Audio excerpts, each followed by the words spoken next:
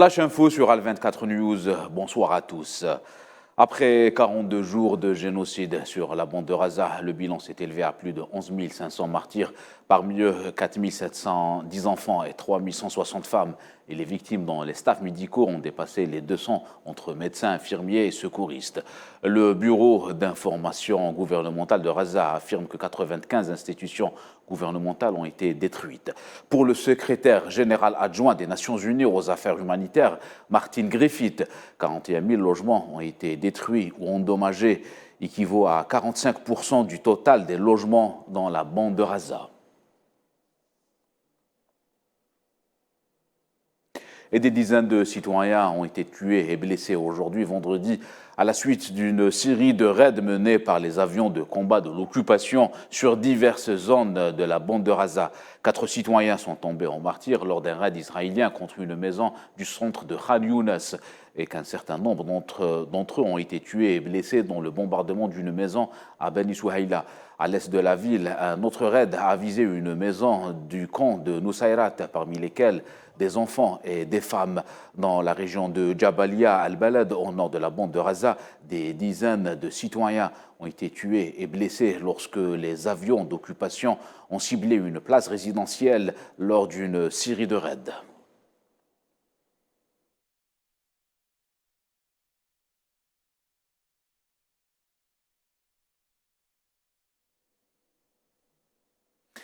Dans la région de la Cisjordanie, 5 martyrs ont été déplorés suite à une nouvelle incursion sioniste sur le camp de Jenin, un territoire qui subit une campagne militaire arbitraire avant même le début du génocide de Gaza le 7 octobre dernier.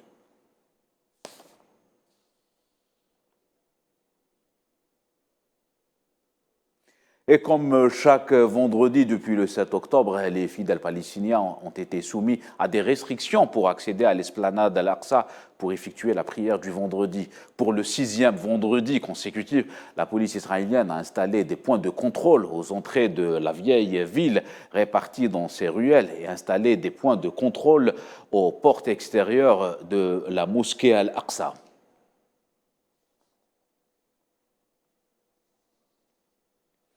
Le chef de la diplomatie européenne, Josep Borrell, a exprimé son inquiétude face à l'escalade des crimes de l'occupant à Gaza. Pour le diplomate de l'UE, la résolution des Nations Unies est désormais importante afin d'atténuer la crise humanitaire.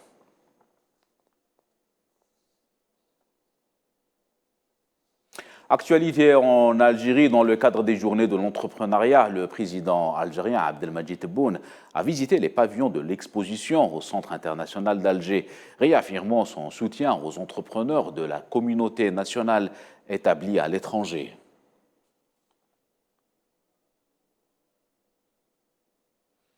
Le ministre algérien des Affaires étrangères, Ahmed Attaf, s'est entretenu avec le ministre d'État du Royaume-Uni dans le cadre de la 2e session du dialogue stratégique entre l'Algérie et le Royaume-Uni.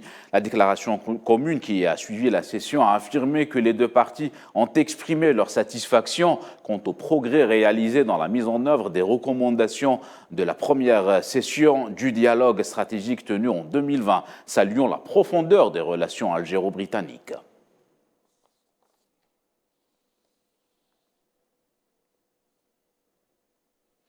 Algérie toujours avec une production qui dépasse les 11 millions de quintaux par an. Le marché algérien des dattes s'est imposé sur la scène internationale avec un produit de qualité à l'image de Deglet Nour. Dans ce sillage, plusieurs pays arabes comptent s'engager dans des conventions avec des producteurs algériens afin de tirer profit de l'expérience algérienne dans ce secteur.